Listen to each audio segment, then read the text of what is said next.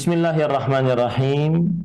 Innal hamdalillah nahmaduhu wa nasta'inuhu wa nastaghfiruh wa na'udzu billahi min shururi anfusina wa sayyiati a'malina. Man yahdihillahu fala mudilla lahu wa man yudlil fala hadiya lahu. Wa ashhadu an la ilaha illallah wahdahu la syarika lahu wa ashhadu anna Muhammadan 'abduhu wa rasuluh. Ya ayyuhalladzina amanu taqullaha haqqa tuqatih wa la tamutunna illa wa antum muslimun. Ya ayyuhan nasu taqu rabbakumul ladzi khalaqakum min nafsin wahidah wa khalaqa minha zawjaha wa batha minhuma rijalan katsiran wa nisaa'a wattaqullaha alladzi tasaaluna bihi wal arham innallaha kana 'alaikum raqiba. Ya ayyuhalladzina amanu taqullaha wa qulu qawlan sadida يصلح لكم أعمالكم ويغفر لكم ذنوبكم ومن يطع الله ورسوله فقد فاز فوزا عظيما أما بعد فإن أصدق الحديث كتاب الله وأحسن الهدي هدي محمد صلى الله عليه وعلى آله وسلم وشر الأمور محدثاتها وكل محدثة بدعة وكل بدعة ضلالة وكل ضلالة في النار. Alhamdulillah, kita bersyukur pada Allah Subhanahu wa Ta'ala pada hari ini, hari Rabu siang yang bertepatan dengan 11 Jumadil Akhirah 1444 Hijriah, 4 Januari 2023 Masehi. Kita bersyukur pada Allah Subhanahu wa Ta'ala yang telah memudahkan kita untuk duduk bersama mengkaji kembali kitab Fathul Majid Syarhu Kitab Tauhid yang ditulis oleh Fadilatul Syekh Al-Allamah Abdurrahman bin Hasan Al-Syekh rahimahullahu ta'ala bersama Radio Raja dan Raja TV dan seluruh kaum muslimin yang mengikuti kajian ini dimanapun berada. Salawat dan salam semoga selalu Allah berikan kepada Nabi kita Muhammad sallallahu alaihi wa ala alihi wasallam, pada keluarga beliau, para sahabat, serta orang-orang yang mengikuti beliau sampai hari kiamat kelak. Dengan nama-nama Allah yang husna dan sifat-sifatnya yang ulia, kita berdoa, Allahumma inna nas'aluka ilman nafi'an wa rizqan tayyiban wa amalan mutaqabbala. Allahumma amin. Ahibati fillah, afanillahu wa iyyakum, kaum muslimin yang saya cintai karena Allah, semoga Allah Subhanahu wa Ta'ala selalu memberikan afiat kepada kita di dunia dan di akhirat.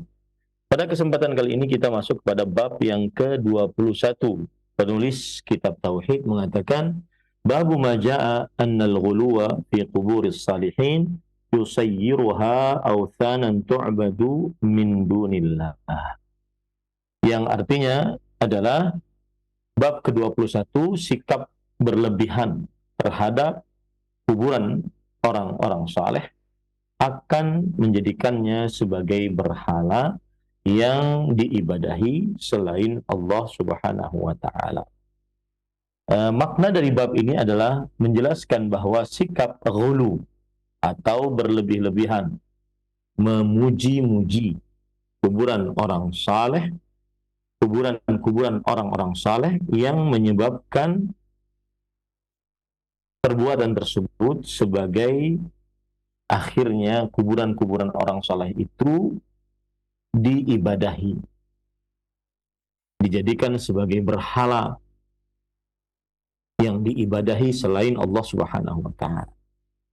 Jadi Nabi Muhammad sallallahu alaihi wasallam mencegah akan hal ini, berbuat ghulu terhadap kuburan orang-orang saleh, karena sebagaimana sejarah yang terjadi, berbuat ghulu terhadap kuburan orang-orang saleh menjadikan kuburan orang-orang saleh tersebut sebagai berhala yang diibadahi selain Allah Subhanahu wa Ta'ala. Nah, hubungan bab ini dengan perkara tauhid apa? Bab ini menunjukkan contoh perbuatan yang menyebabkan terperosok ke dalam kesyirikan, yaitu sikap ghulu terhadap kuburan orang-orang saleh. Sikap hulu terhadap kuburan orang-orang saleh menyebabkan terperosok ke dalam kesyirikan. Dan arti hulu adalah melampaui batas dari yang diizinkan oleh syariat. Dan sikap hulu terhadap orang-orang saleh adalah menjadikannya sebagai tempat ibadah, lebih khusyuk beribadah di samping kuburan orang-orang saleh, lebih mantap hati membaca Al-Quran, sholat, berzikir, berdoa di kuburan orang-orang saleh dibandingkan di tempat yang memang disyariatkan untuk diibadahi, yaitu masjid-masjid Allah Subhanahu wa Ta'ala. Ini yang dimaksud dari bab ini. Baik, kita baca apa yang disebutkan oleh penulis kitab Tauhid Al-Imam Syekhul Islam Muhammad bin Abdul Wahhab rahimahullahu ta'ala berkata, Rawa Malikun fil Muwatta anna Rasulullah sallallahu alaihi wa sallam qala Allahumma la taj'al qabri wathanan yu'bad ishtadda ghadabullah ala qaumin ittakhadhu qubur anbiya'ihim masajid. Arti dari hadis ini adalah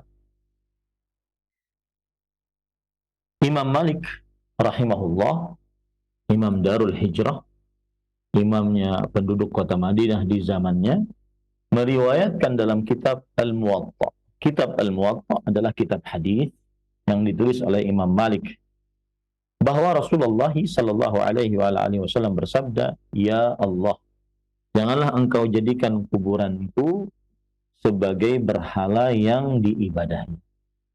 Allah sangat murka kepada orang-orang yang menjadikan kuburan nabi-nabi mereka sebagai tempat ibadah.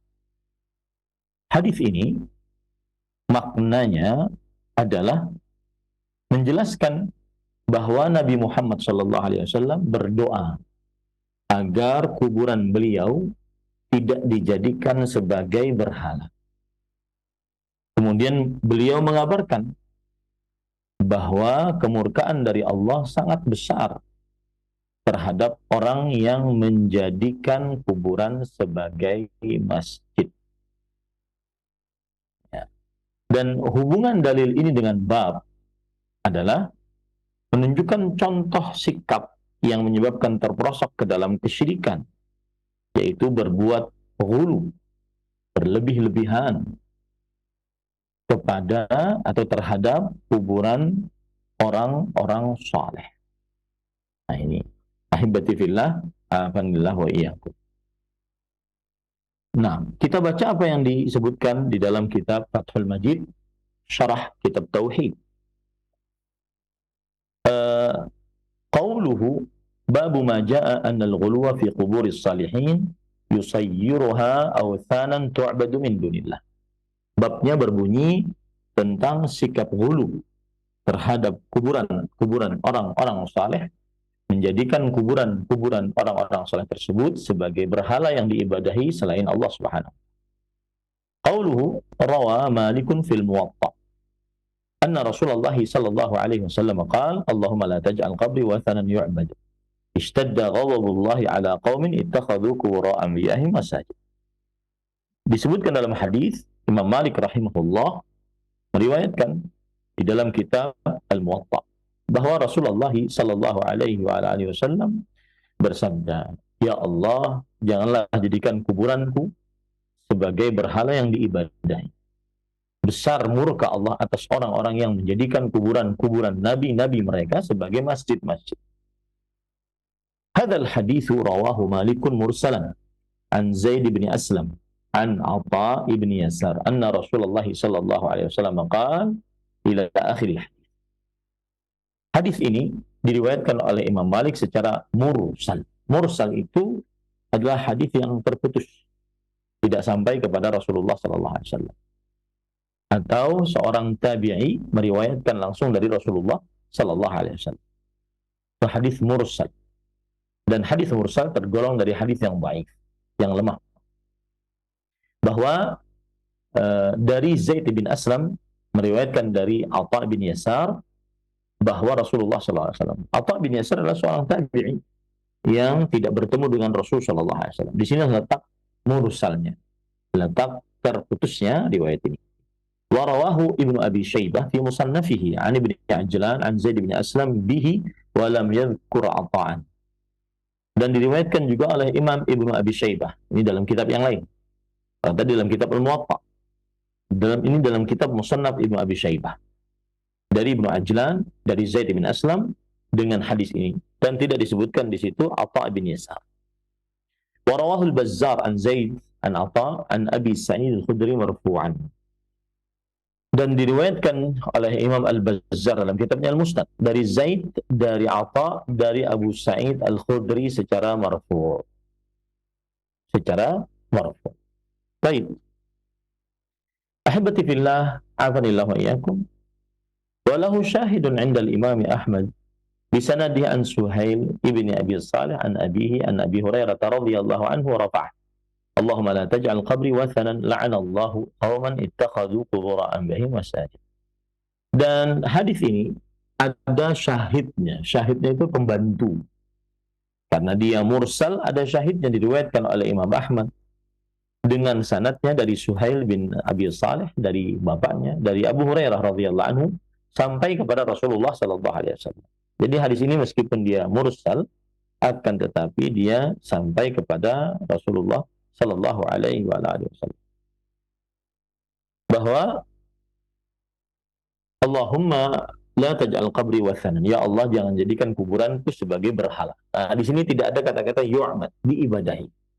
Rasulullah SAW cuma bersabda, ya Allah, jangan jadikan kuburanku sebagai berhala. Allah melaknat orang-orang yang menjadikan kuburan nabi-nabi mereka sebagai masjid-masjid. Nah, dan para ikhwan yang dirahmati oleh Allah Subhanahu wa taala, hadis yang diriwayatkan oleh Imam Malik tersebut adalah hadis yang sahih. Hadis yang sahih, ya. Qauluhu rawahu Malikun fil Muwatta. Disebutkan dalam hadis diriwayatkan oleh Imam Malik dalam kitabnya Al-Muwatta. Huwa al-Imam Malik bin Anas ibni Malik ibni Abi Amir ibni Amr al-Asbuhi, Abu Abdullah al-Madani. Imamu Daril Hijrati wa ahadul a'immatil arba'ati wa ahadul mutqinina lil hadith hatta qala al-Bukhari asahhul asanid Malik an-Nafi' an ibn Umar. Mata sanata 79 wa 100. Wa kana mauliduhu sanata 93 wa qila 94 wa qala al-Waqidi balagha 90 sana. Imam Malik, beliau adalah namanya Imam Malik bin Anas bin Malik. Anas bin Malik. Malik bin Anas bin Malik bin Abi Amir bin Amr al-Asbuhi. Kunyahnya adalah Abu Abdullah al-Madani. Beliau ulama kota Madinah dan salah satu imam yang 4 yang pendapatnya diikuti oleh orang banyak, yang disebut dengan al-a'immah al-arba'ah fil madzhab al-fiqhiyah. 4 imam dalam mazhab fikih. Dan beliau salah seorang yang sangat dalam ilmunya di dalam hadis. Sampai rahimahullahu taala berkata, sanad yang paling sahih adalah Malik. Imam Malik meriwayatkan dari Nafi', Nafi' meriwayatkan dari Abdullah bin Umar radhiyallahu anhu. Imam Malik wafat pada tahun 179 Hijriah. Jadi kalau boleh dikatakan beliau ini adalah seorang tabi'ut tabi'in. Ya, ada sebagian pendapat para ulama mengatakan beliau adalah seorang tabi'ut tabi'in, yaitu salah satu dari 3 zaman keemasan dalam Islam. Kemudian beliau dilahirkan pada tahun 97 Hijriah. Ada yang mengatakan 93 Hijriah. Ada yang mengatakan 94. Dan umur beliau kurang lebih 90 tahun. Sebagaimana yang dikatakan oleh Imam Al-Waqidi rahimahullahu ta'ala. Qauluhu Allahumma la taj'al qabri wathanan yu'bad. Ya Allah, jangan jadikan kuburanku sebagai berhala yang diibadahi. Ya Allah, jangan jadikan kuburanku sebagai berhala yang diibadahi. Qad istajaba Allah du'aahu kama qala Ibnu Qayyim rahimahullahu taala. Doa dari Nabi Muhammad sallallahu alaihi wasallam ini telah dikabulkan oleh Allah Subhanahu wa taala. Sebagaimana dikatakan oleh Imam Ibnu Qayyim Al-Jauziyah rahimahullah dalam nuniyah beliau. Imam Al-Qayyim berkata, "Fa'ajaba Rabbul Alamin du'a'ah wa ahatahu bi thalathatil judran hatta ghadat arja'uhu bi du'ahi fi 'izzah wa himayah wa siyan." Allah Subhanahu wa taala Rabbul Alamin mengabulkan doa beliau. Maka kuburan beliau ditutupi dengan 3 dinding. Dengan 3 dinding. Hatta ghadat arja'uhu bidu'aihi. Sampai seluruh harapan-harapannya dikabulkan oleh Allah Subhanahu wa taala. Bi'izzatin wa himayah wa siyan. Dengan penuh kemuliaan dan penjagaan serta wasiat dari Rasulullah sallallahu alaihi wa ala alihi wasallam. Dan ahibati fillah, afanillah wa iyyakum, kalau kita perhatikan kuburan Nabi Muhammad sallallahu alaihi wasallam ditutupi oleh 3 dinding, ya. Ini kita perlihatkan insyaallah taala bagaimana kuburan Rasulullah sallallahu alaihi wasallam ditutupi oleh 3 dinding. Ahibati fillah, afanillah wa iyyakum, kalau kita perhatikan ini adalah gambaran dari kuburan Rasulullah sallallahu alaihi wasallam yang memang disetujui oleh yang mengurus kuburan Nabi Muhammad sallallahu alaihi wasallam, dan saya akan berikan kepada pihak Roja untuk memperlihatkan ya bagaimana kuburan Nabi Muhammad sallallahu alaihi wasallam itu ditutupi oleh 3 dinding sehingga tidak ada lagi yang bisa memegang kuburan Nabi Muhammad sallallahu alaihi wasallam, ya. Bentar, saya akan forwardkan. Nah, silahkan nanti ditampilkan, ya. Baik.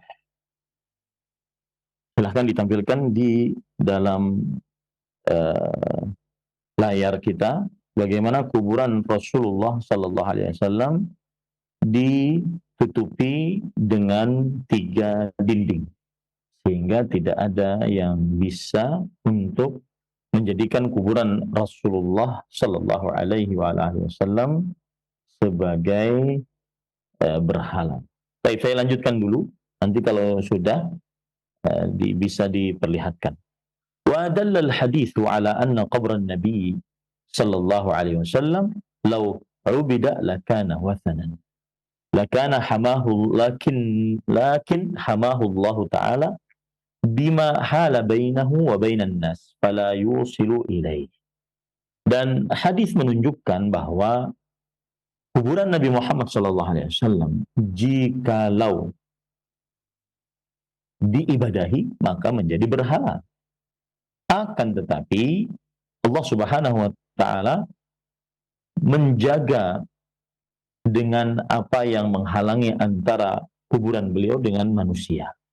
Maka tidak ada yang bisa sampai kepada kuburan beliau. Tidak bisa diusap, tidak bisa diletakkan air pada samping kuburan beliau, kemudian tidak bisa dilihat, ya, kemudian seterusnya, ya, seterusnya. Dan saya juga ingin bacakan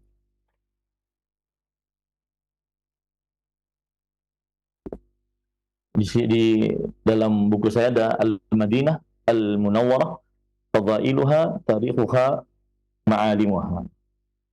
I'dad Dr. Ahmad Muhammad Sya'ban dan Profesor Hilal Muhammad Sya'ban. Di sini kita akan baca bagaimana kuburan Nabi Muhammad SAW sangat tertutup. Saya bacakan ya. Asal kuburan Nabi Muhammad SAW itu adalah kamar dari Aisyah radhiyallahu anha, yang beliau di situ hidup bersama Nabi Muhammad SAW, kemudian dikuburkan di dalam situ. Dan Nabi Muhammad SAW dikuburkan di dalam kamar tersebut bersama dua sahabatnya, Abu Bakar As-Siddiq radhiyallahu an, Umar bin Khattab radhiyallahu an. Dan dia adalah sebuah kamar. Nah, ini perhatikan ya. Ini adalah kuburan Nabi Muhammad SAW. Nah, asalnya ini adalah kamar. Ya, ini adalah kamar asal. Kemudian kamar yang hanya terbuat dari dindingnya yaitu dari tanah liat, kemudian atapnya adalah pelepah-pelepah kurma, kemudian dia bersambung dengan Masjid Nabawi. Dia bersambung dengan Masjid Nabawi. Nah, di sini ya, bersambung dengan Masjid Nabawi. Lalu setelah itu pada zaman, ya, lihatkan gambar saya dulu, pada zaman kekhalifahan Al-Walid bin Abdul Malik. Walid bin Abdul Malik. Dari tahun 88 Hijriah dimasukkan kuburan Nabi Muhammad SAW ke dalam masjid. Jadi sebelum 88 Hijriah, maka kuburan Nabi Muhammad SAW tidak masuk ke dalam masjid. Karena kuburan Nabi Muhammad SAW adalah sebuah kamar Aisyah radhiyallahu anha, bukan Masjid Nabawi. Kemudian setelah itu, nah coba perhatikan sekarang, di sini disebutkan wa buniya haulaha haiz mukhammas, ay jidar murabba min al-jihah al-qabaliyah wa musallas min al-jihah asy-syamaliyah, laysa lahu bab liyaqil musallin min at-tawajjuh ila al-qubur athna'a salatihim. Coba perhatikan, coba perlihatkan gambarnya tadi. Kemudian dibangun di sekitarnya haiz. Nah, ini kan kuburan Rasul sallallahu alaihi wasallam, ya. Nah, kemudian dibangun di sekitarnya adalah penghalang yang berbentuk mukhammas, yaitu dinding yang berbentuk persegi panjang dari arah kiblat. Dari arah kiblat. Kemudian ada lagi bentuk sepertiga dari arah utara yang tidak ada pintunya, agar menjaga dari orang-orang yang sholat untuk menghadap kuburan saat sholat mereka. Nah, ini sudah terjadi di zaman kekhalifahan Al-Walid bin Abdul Malik tahun 88 Hijriah, atau yang bertepatan dengan tahun 706 Masehi. Kemudian pada tahun 557 Hijriah ada seorang pemimpin yang bernama Nuruddin Zanki. Beliau membuat parit lubang yang mengelilingi kuburan tersebut. Nah, lihat di situ ada lubang yang mengelilingi kuburan tersebut. Ya. Dan lubang ini dalam. Kemudian lubang tersebut diisi dengan timah-timah. Sehingga benar-benar tidak bisa digapai oleh seseorang. Itu pada tahun 557 Hijriah.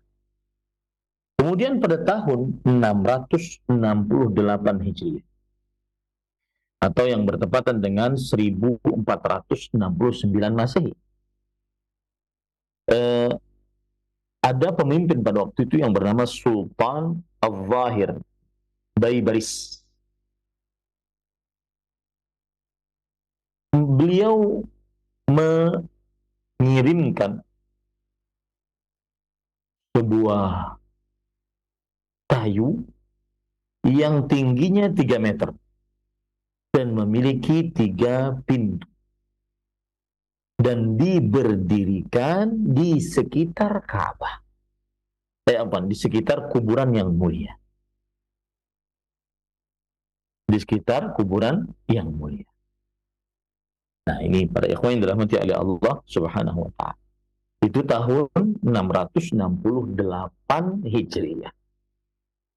Jadi, apa yang kita lihat sekarang dari pagar tinggi sekitar 3 meter berpintu 3 itu adanya jauh sepeninggal Rasulullah SAW.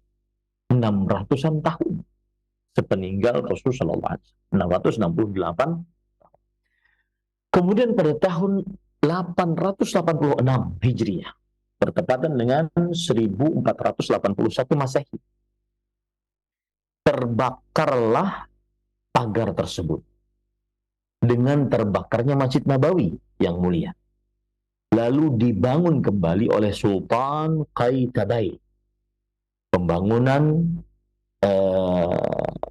pagar yang terbuat dari tembaga dan juga besi yang dicat dengan warna hijau. Kemudian beliau mengangkat atapnya dan masih saja pagar tersebut ada sampai sekarang. Sampai Masjid Nabawi diurus oleh kerajaan Arab Saudi. Nah, berarti pagar yang kita lihat itu, ya, ini saya kirimkan lagi gambar langsung sebentar.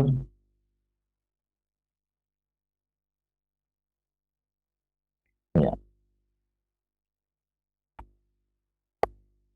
Saya kirimkan lagi gambar.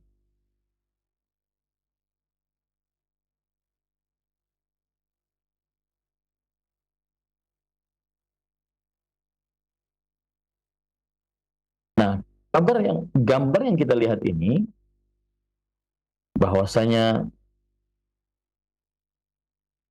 di situ ada pagar-pagar hijau, itu adalah ada pada zaman abad ke-9 Hijriah. Ya, abad ke-9 Hijriah. Jadi jauh dari wafatnya Rasulullah Shallallahu Alaihi Wasallam. Dan itu sampai sekarang masih ada di kuburan, di sekitar kuburan Nabi Muhammad Shallallahu Alaihi Wasallam. Nah, itu diperlihatkan, ya.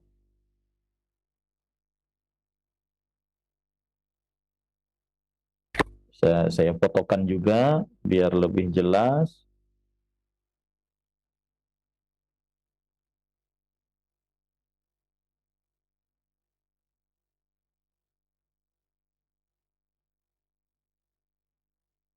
Nah, itu adalah adanya pada abad ke-9 Hijriah. Yaitu pada tahun 886 Hijriah. Nah, itu diperlihatkan ya. Jadi kalau kita masuk ke Raudhah, di situ ada pagar hijau ya, yang terbuat dari tembaga dan besi yang ditulis atau dicat dengan warna hijau, maka itu adanya dari 886 Hijriyah. Nah, itulah sekitar dari kuburan Nabi Muhammad Sallallahu Alaihi Wasallam. Jadi, kalau boleh saya ulangi sebagai pengingat bagi para pendengar radio Roja dan juga para pemirsa Roja TV, kuburan Nabi Muhammad SAW adalah kamar dari istri beliau yang paling beliau cintai, Aisyah radhiyallahu anha wa ardhaha. Dan ketika Rasulullah SAW wafat, maka beliau dikubur di kamar tersebut. Dikubur bersama beliau dua sahabat beliau, Abu Bakar dan Umar radhiyallahu anhu. Dan kuburan tersebut atau kamar tersebut kamar yang sangat mutawadhi', yang sangat sederhana, karena dia adalah kamar dari Aisyah radhiyallahu anha wa ardhaha. Dan kamar tersebut berdempetan dengan Masjid Nabawi dari arah timur. Ya, dari arah timur. Jadi kalau kita menghadap Masjid Nabawi, maka ke arah timur kita akan dapati itu adalah kuburan Nabi Muhammad SAW. Kemudian ke arah utara adalah kiblat, kemudian ke arah selatan membelakangi kiblat, kemudian ke arah barat adalah arah barat dari masjid. Baik. Kalau kita masuk dari Babus Salam, maka itu arah barat dari Masjid Nabawi. Jadi kuburan Nabi Muhammad SAW di arah timur dari Masjid Nabawi. Ya, anggap saja sekarang saya menghadap kepada para pendengar dan juga para pemirsa Roja TV, maka berarti saya menghadap kiblat. Sebelah kiri saya itu kuburan Nabi Muhammad SAW dan dua sahabat. Sebelah kanan saya adalah Babus Salam, pintu salam kalau orang ingin berziarah ke kuburan Rasulullah SAW. Kemudian dan di sebelah arah kiblat kita adalah utara dan belakangnya adalah selatan. Baik. Nah, kuburan Rasulullah SAW dan dua sahabatnya di arah timur Masjid Nabawi. Dan dia menempel dengan Masjid Nabawi. Pada zaman kekhalifahan Al-Walid bin Abdul Malik, salah satu khalifah dari Daulah Umayyah, pada tahun 88 Hijriah, bertepatan dengan 706 Masehi, dimasukkan kamar Aisyah, kuburan Nabi Muhammad SAW, ke dalam masjid. Jadi begini, para ikhwan yang dirahmati oleh Allah Subhanahu wa taala, kita harus pahami baik-baik bahwa Masjid Nabawi itu asalnya adalah panjangnya 35 meter. Lebarnya 30 meter. Berarti luasnya sekitar 1060 meter persegi. Ya, ini di luar dari kamar Aisyah radhiyallahu anha tadi, di Masjid Nabawi. Ya. Kemudian Rasulullah sallallahu alaihi wasallam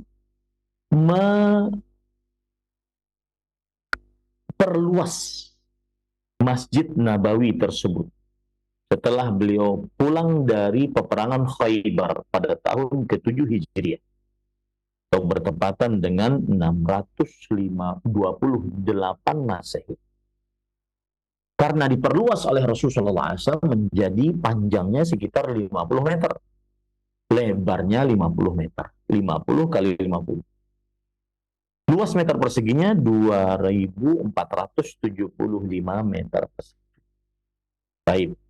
Kemudian setelah itu, ya, pada tahun ke-17 Hijriah, 17 Hijriah, bertepatan dengan 638 Masehi. Amirul Mukminin, khalifah yang kedua, Umar bin Khattab, memperluas Masjid Nabawi dari arah utara, arah barat, dan arah selatan. Sebagaimana sudah saya sebutkan tadi, timur tidak, karena ada kuburan Nabi Muhammad SAW. Tidak diluaskan ke arah timur. Mengapa? Karena ada kuburan Nabi Muhammad SAW, ya, dan juga rumah-rumah istri-istri Rasul SAW. Jadi perluasannya arah mana? Arah utara, arah barat, arah selatan. Ya. Arah kiblat, arah membelakangi kiblat, dan arah samping kanan kiblat. Kalau kita menghadap kiblat di Masjid Nabawi. Itu pada tahun keberapa? 17 Hijriah.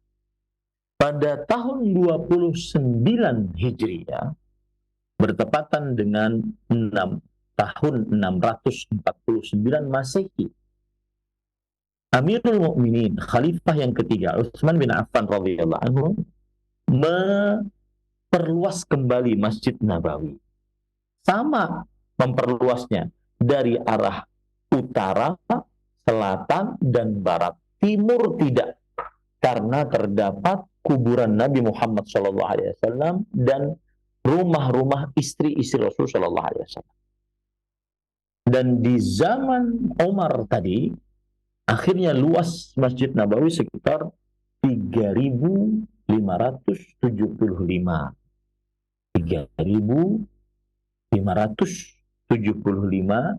meter persegi.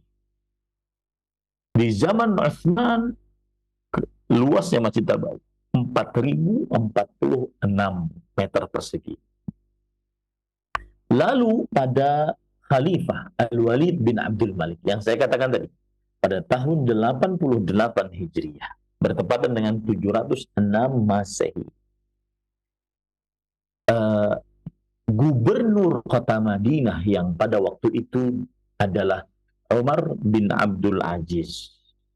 Beliau memperluas masjid dan memasukkan masjid, memperluas masjid dan bagian timur, ya, ke dalam perluasan masjid. Akhirnya dimasukkanlah tuh rumah istri-istri Nabi dan juga kuburan Nabi Muhammad SAW dan dua sahabatnya. Ya, dua sahabatnya. Tapi tadi sudah dipagari, diberikan dinding yang menutupi dari pandangan manusia. Nah, itu sudah dari mulai tahun 88 Hijriah loh ya, dinding tersebut yang sudah ditampilkan tadi ya. Kemudian pada tahun 161 Hijriah, bertepatan dengan 777 Masehi, Al-Khalifah Al-Abbasiyah, setelah Daulah Umayyah itu jatuh, kemudian diganti dengan Daulah Abbasiyah, Muhammad Al-Mahdi, beliau memperluas Masjid Nabawi sampai kepada luasannya 888.890 meter persegi. Ya. Nah, kemudian para ikhwan yang dirahmati oleh Allah Subhanahu wa taala, pada tahun 654 Hijriah, 654 Hijriah, bertepatan dengan 1226 Masehi, terjadi kebakaran di Masjid Nabawi. Terbakar atap dan juga tiang-tiang Masjid Nabawi dan juga mimbar Masjid Nabawi. Akhirnya dibangun kembali.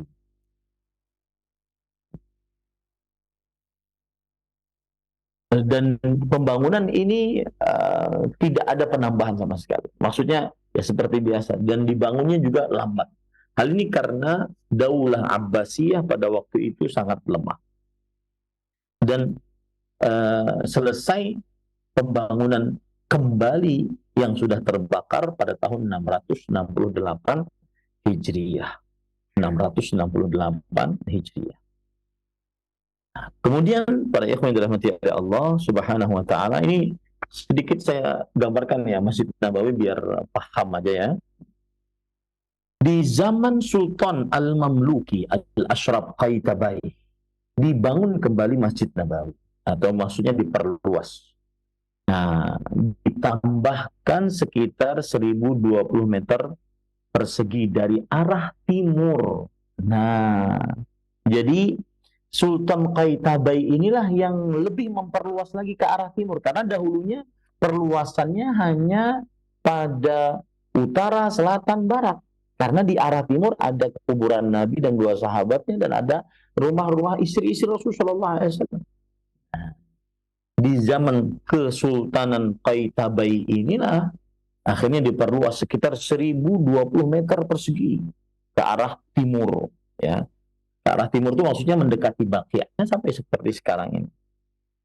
Nah, kemudian pada tahun 1265 Hijri, bertepatan dengan 1848 Masehi, ada seorang sultan dari kekhalifahan Turki Utsmani, Abdul Majid Khan, memperluas Masjid Nabawi dan menambahkan di bagian utara masjid, ya, utara masjid, memperluas Masjid Nabawi dan menambahkan di bagian utara masjid dari dua tingkat, ya, yang luasnya seluas 1283 meter persegi. Kemudian di situ diletakkan wudu, kemudian juga kelas-kelas untuk belajar. Nah, di kekhalifahan atau di kerajaan Arab Saudi pada tahun 1370 Hijriah. 1370 Hijriah atau yang bertepatan dengan 1950 Masehi. Raja Abdul Aziz Al Saud memerintahkan untuk memperluas Masjid Nabawi dari arah utara, timur, dan barat. Arah utara, timur, dan barat. Ya, ini para ikhwan dirahmati. Sampai akhirnya penambahannya itu sekitar 6.024 meter persegi. Dan akhirnya bentuk Masjid Nabawi menjadi persegi panjang. Akhirnya bentuk Masjid Nabawi menjadi persegi panjang. Kemudian pada tahun 1405 Hijriah, kita sekarang 1444, berarti sekitar 30-an tahun yang lalu, 1405 Hijriah. Waktu itu Raja Fahd bin Abdul Aziz rahimahullah memerintahkan untuk memperluas Masjid Nabawi. Ya. Dan seluruh arahnya, dari arah selatan, utara, barat, timur, seluruhnya diperluas. Ya. Dan sampai akhirnya perluasan masjid sampai kepada Nabawi 98.327 meter persegi. Nah, ini yang kemudian setelah itu bisa menampung sekitar lebih dari 1 juta orang yang sholat. Nah, itu cerita sedikit tentang Masjid Nabawi. Nah, kalau boleh kubah-kubah itu yang ada, seperti misalkan kubah hijau, kubah perak, kubah-kubah perak itu adanya kapan gitu ya. Maka kubah yang pertama dibangun di Masjid Nabawi adalah di atas kuburan Nabi yang mulia. Di atas kuburan Nabi yang mulia. Itu pada tahun 678. Hijriyah, bertepatan dengan 1279 Masehi. Jadi jauh sebelum setelah Rasulullah SAW wafat. Tidak ada pada saat itu sahabat Nabi, tidak ada pada saat itu para tabi'in, para tabi'ut tabi'in. Dia dibangun pada abad ke-7 Hijriah, 678 Hijriah, di zaman Kesultanan Qalawun As-Salihin. Ini yang pertama kali meletakkan kubah di atas kuburan Nabi Muhammad sallallahu alaihi wa ala alihi wasallam. Dan panjangnya sekitar waktu itu 9 meter, ya. Kemudian awalnya diberi cat perak, ya. Makanya awalnya dinamakan dengan Qubbatul Bayda, diberi cat perak. Itu awalnya. Jadi kubah hijau itu dulu perak. Kemudian setelah itu di kekhalifahan Turki Utsmani, ya, dicat dengan cat hijau. Akhirnya dinamakan dengan Al-Qubbah Al-Khadra. Al-Qubbah Al-Khadra. Dan pada perluasan zaman Kesultanan Abdul Majid dari Turki Utsmani pada tahun 1256 Hijriah atau bertepatan dengan 1828 Masehi, diberikan di atas Masjid Nabawi kubah-kubah yang jumlahnya sekitar 170 kubah. Nah, ini kalau saya boleh perlihatkan gambarnya, ini ada gambarnya, ada kubah-kubah, ya, di atas kuburan Nabi Muhammad SAW, di atas Masjid Nabawi. Ini sekitar ada 170 kubah, ya. Nah, ini para ikhwan yang dirahmati oleh Allah Subhanahu. Tujuannya sebenarnya kubah-kubah itu apa? Untuk suara, agar yang menjadi imam keras suaranya sehingga didengar oleh para makmum yang di belakang. Nah, ini berkaitan dengan kubah. Di zaman kerajaan Arab Saudi, Raja Fahd tahun 1405 Hijriah tadi, beliau memberikan kubah-kubah yang bergerak secara otomatis, jumlahnya 27 kubah. Nah, jadi kubah itu, Masjid Nabawi asalnya tidak ada kubahnya. Ada kubah pertama kali adalah pada abad ke-7 Hijriah, 678 Hijriah. Kubah pertama kali diletakkan di atas kuburan Nabi Muhammad sallallahu alaihi wa alihi wasallam. Menara juga begitu. Masjid Nabawi asalnya tidak ada dikenal dengan menara. Ya, tidak ada dikenal dengan menara. Dan menara pertama kali yang dibangun ada 4 menara, yaitu pada perluasan zaman kekhalifahan Al-Walid bin Abdul Malik tadi, tahun ke-88 Hijriah tadi. Ya, 4 menara asalnya. Kemudian di zaman Sulaiman bin Abdul Malik pada tahun 98 Hijriah, maka dihancurkan menara-menara dari arah barat dan juga selatan. Dan tersisa Masjid Nabawi 3 menara. 3 menara. Di zaman Raja Abdul Aziz dari Kerajaan Arab Saudi, kemudian dihancurkan 2 menara arah utara, ya. Nah, kemudian dibangun dengan 2 menara yang baru. Di zaman Raja Fahd bin Abdul Aziz dari Kerajaan Arab Saudi, maka ditambah 6 menara. Akhirnya Masjid Nabawi mempunyai 10 menara. Nah, begitu ya. Ini cerita tentang kuburan Nabi Muhammad SAW, kemudian sedikit tentang Masjid Nabawi. Nah, intinya doa Rasulullah SAW dikabulkan oleh Allah Subhanahu wa Ta'ala. Kita lanjut kepada kitab kita. Wa dalla al-haditsu ala anna al-wathana huwa ma yubashiruhu al-'abidu min al-qubur wat tawabid allati 'alaiha. Kata penulis kitab Fathul Majid, hadis ini menunjukkan bahwa wathan atau berhala adalah yang langsung dikenai oleh orang yang beribadah dari perihal-perihal kubur ataupun keramik-keramik yang ada di atas kuburan tersebut. Waqad 'azumatil fitnatu bil qubur bi ta'zimiha wa ibadatiha. Dan kehancuran yang disebabkan oleh kuburan-kuburan sangatlah besar dengan cara pengagungan terhadap kuburan tersebut, beribadah kepada kuburan tersebut.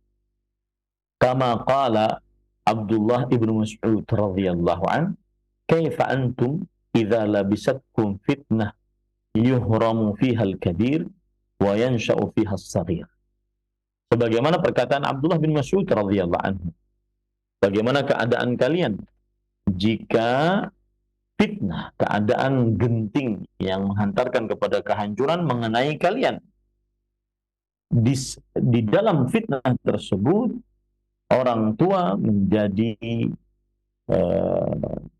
sangat tua, kemudian anak-anak kecil, kemudian menjadi pura-pura dewasa. Tajri 'alan nas yattakhidunaha sanah, idza ghuyyirat qila ghuyyiratis sunnah. Maka keadaan tersebut sudah menjadi biasa di tengah manusia. Mereka menjadikan itu sebagai sebuah kebiasaan. Jika dirubah kebiasaan itu, maka dianggap ini adalah sunnah yang sudah dirubah. Artinya gini, padahal itu bukan ajaran Rasul sallallahu alaihi wasallam, tapi gara-gara fitnah itu sudah berubah, gara-gara orang sudah terbiasa dengan hal-hal pengagungan terhadap kubur, maka akhirnya kalau diberitahukan tentang hal-hal yang berkaitan dengan kuburan dan pengagungan-pengagungannya, menganggap bahwa sudah merubah ajaran Islam. Padahal itu bukan dari ajaran Islam sama sekali. Padahal itu bukan dari ajaran Islam sama sekali. Ya.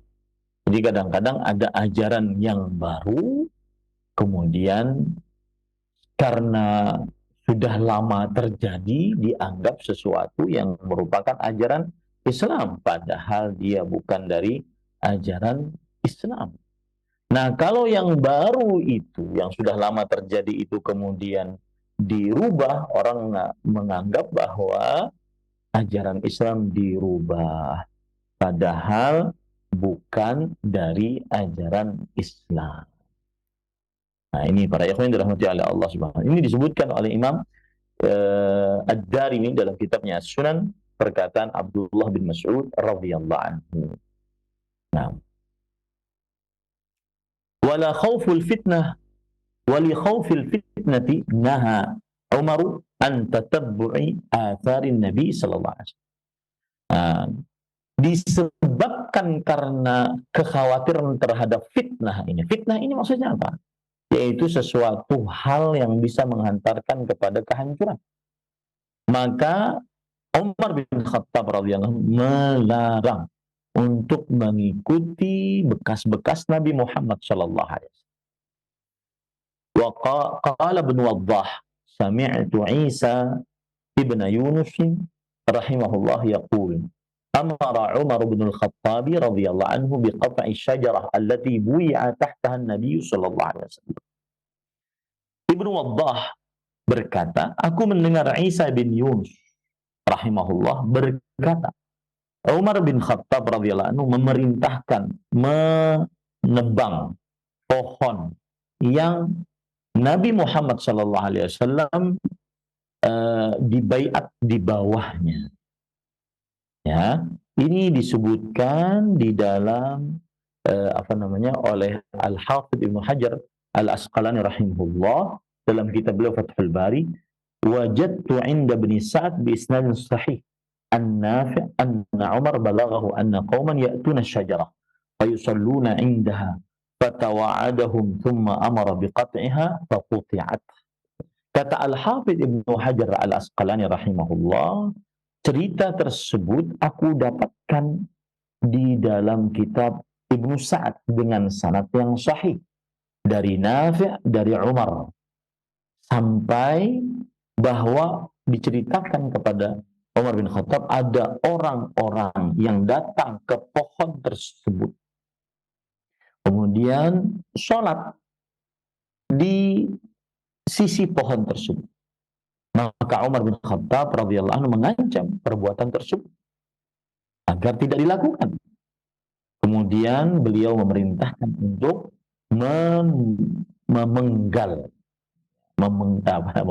menebang pohon tersebut. Akhirnya benar-benar ditebang pohon tersebut. Nah, ini para ikhwan yang dirahmati oleh Allah Subhanahu wa taala. Jadi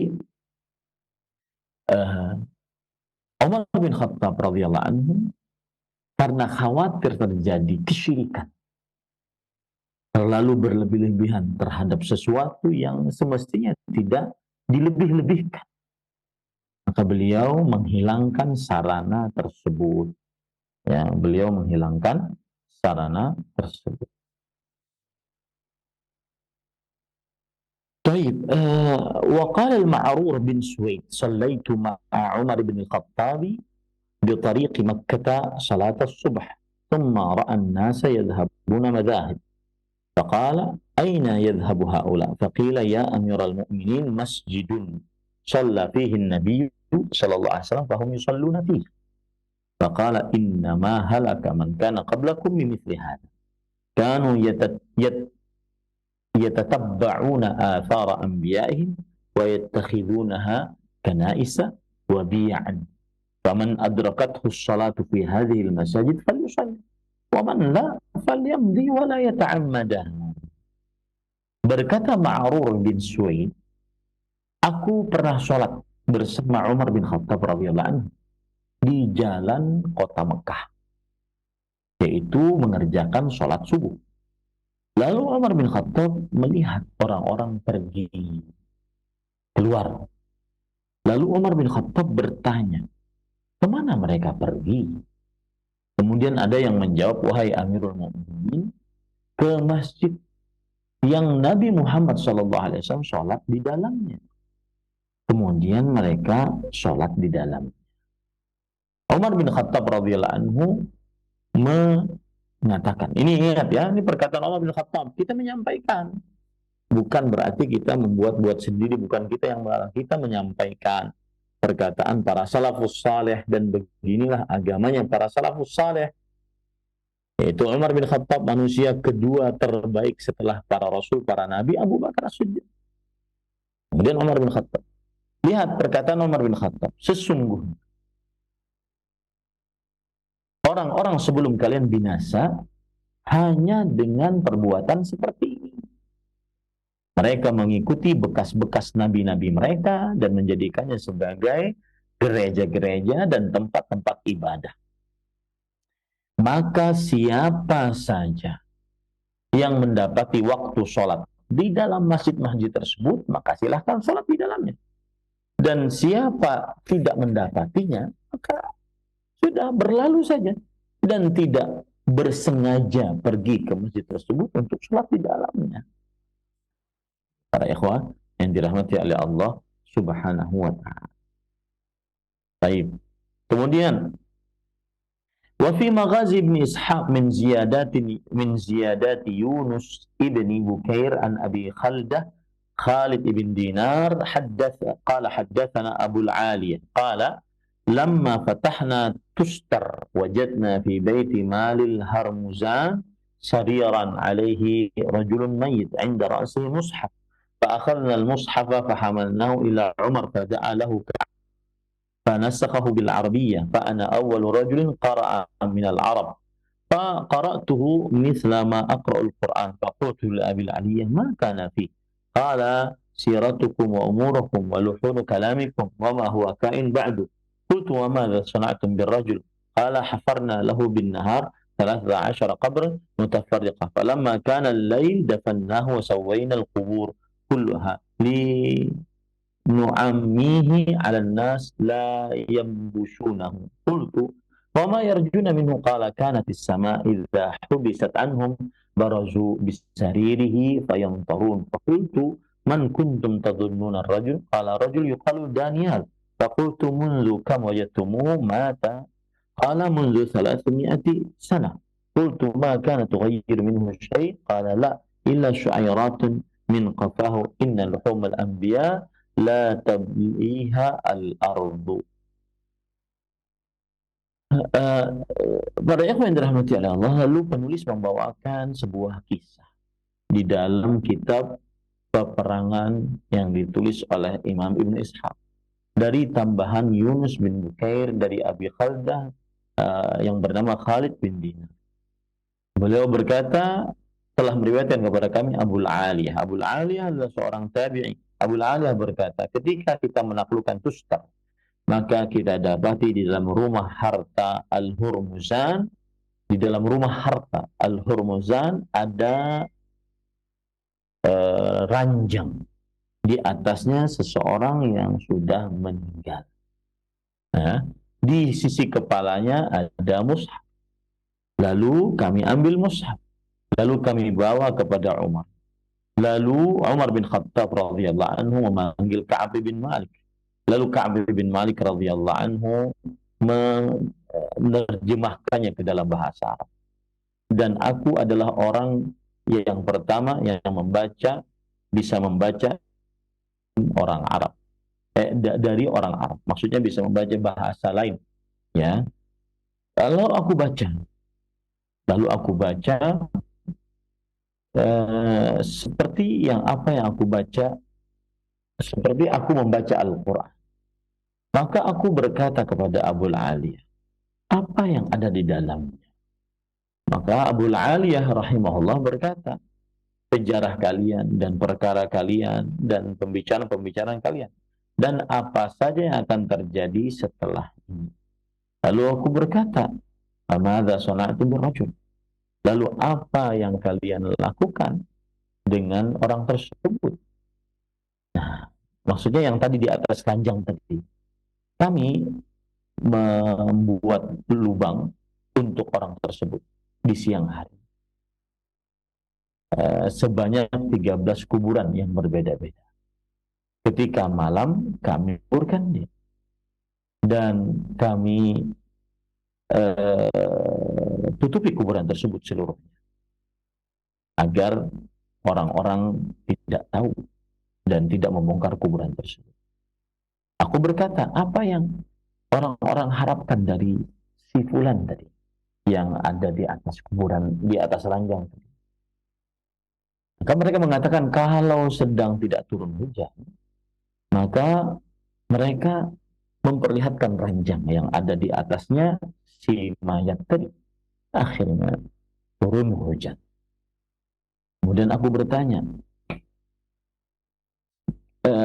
coba kalian pikir siapa orang tersebut? Maka Abul Aliyah berkata, orang tersebut adalah disebut dengan Dania. Kemudian mulai tahun berapa mereka mendapati orang ini sudah meninggal? Semenjak 300 tahun yang lalu. Lalu apakah ada sesuatu yang berubah dari tubuh beliau? Tidak, kecuali hanya beberapa rambut saja dari belakang. Dari belakangnya, karena kan tertidur ya.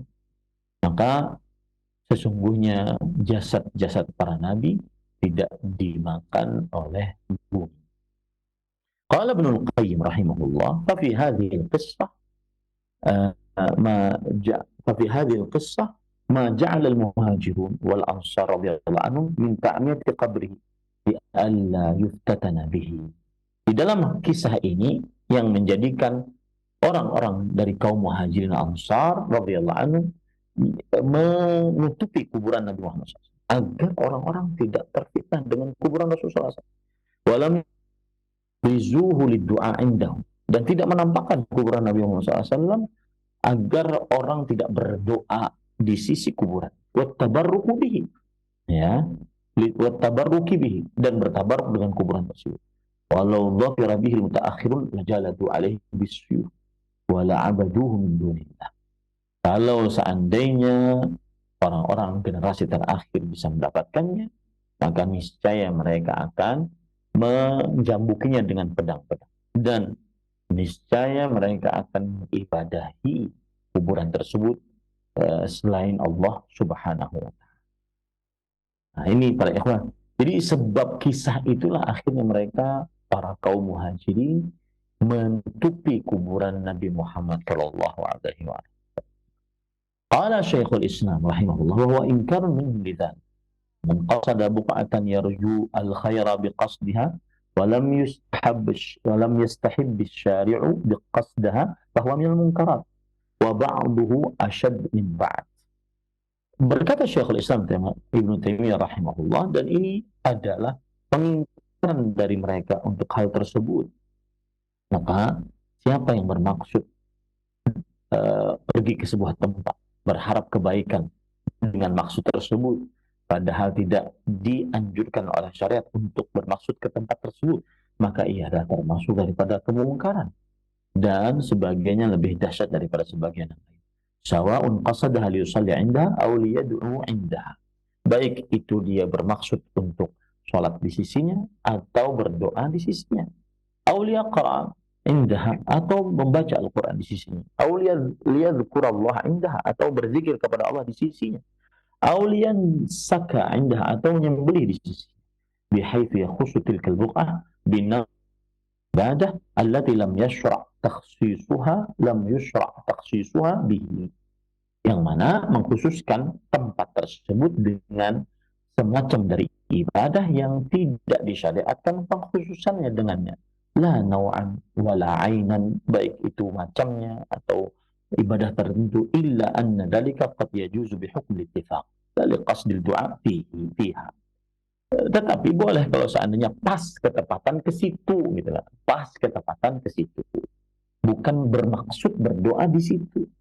Kaman yazuruha wa yusallim alaihi, seperti orang menziarahinya dan mengucapkan salam atasnya.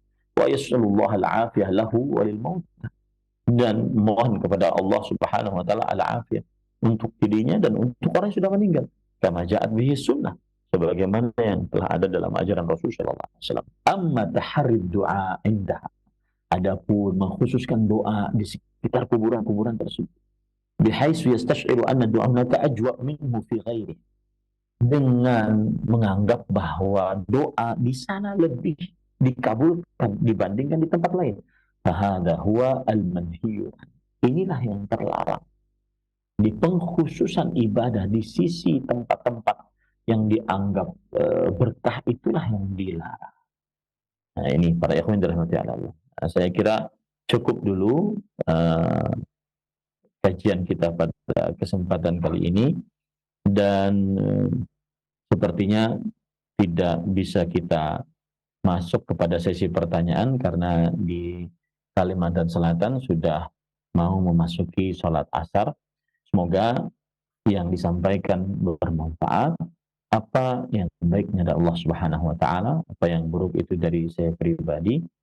Semoga kita lebih mengetahui bagaimana menjauhi kesyirikan dengan cara menjauhi sarana-sarana yang menghantarkan kepada kesyirikan, termasuk di dalamnya adalah menjadikan kuburan orang-orang saleh sebagai tempat khusus untuk beribadah, baik sholat, berzikir, baca Quran, berdoa, menyembelih, ya, di sana, sehingga kita dijauhkan oleh Allah Subhanahu wa Ta'ala dari perbuatan kesyirikan. Ini yang bisa saya sampaikan. Wassalamualaikum warahmatullahi wabarakatuh.